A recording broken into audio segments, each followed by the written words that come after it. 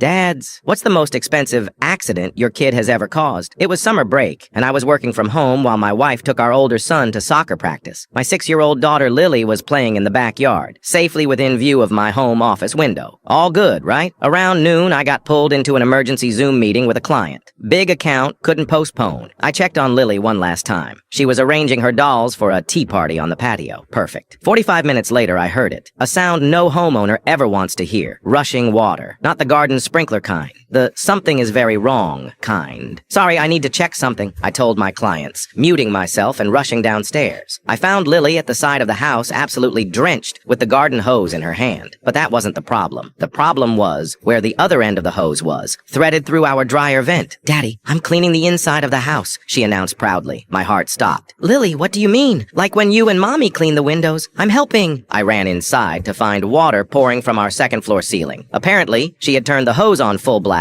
pushed it through the dryer vent, and let it run for who knows how long. Water was cascading down the walls, pooling on our hardwood floors, soaking into everything. Our living room furniture, the kitchen cabinets, the brand new entertainment system we'd just installed, all being showered in water that was now finding its way into every nook and cranny of our home. I sprinted back outside, turned off the water, and called my wife. Don't panic, I said, which is exactly what you say when someone should absolutely panic. But we might have a small flood situation. The damage assessment was brutal. The water had seeped between the first and second floors, saturating drywall, insulation, and electrical wiring. It pooled under our hardwood flooring, causing it to buckle and warp beyond repair. The ceiling in our living room developed a sag that eventually gave way, dumping soggy insulation onto our couch. Our insurance adjuster just stared in disbelief. You're telling me your daughter did this with a garden hose? He asked, surveying the devastation. She was trying to help clean, I explained weakly. The final tally, $47,000 in damages. Our insurance covered most of it, but we still had a $5,000 deductible and the headache of living in a construction zone for 3 months. That night, after we'd set up emergency fans and called restoration specialists, I found Lily looking concerned in her bedroom. Am I in big trouble, Daddy? She asked, her voice small. I sat down next to her. What made you put the hose in there, sweetheart? I saw a spider go in that hole, and I wanted to wash it away so it wouldn't come inside and scare Mommy, she explained, her logic both flawed and heartbreakingly sweet. How do you stay mad at that? You don't? Next time you see a spider, just tell me, okay? I said, giving her a hug. Later, my wife and I laughed until we cried. At least she was being thoughtful, my wife said, trying to protect me from spiders. A $47,000 pest control solution, I replied. The real kicker came a week later when the restoration crew found the spider, completely unharmed, in our laundry room.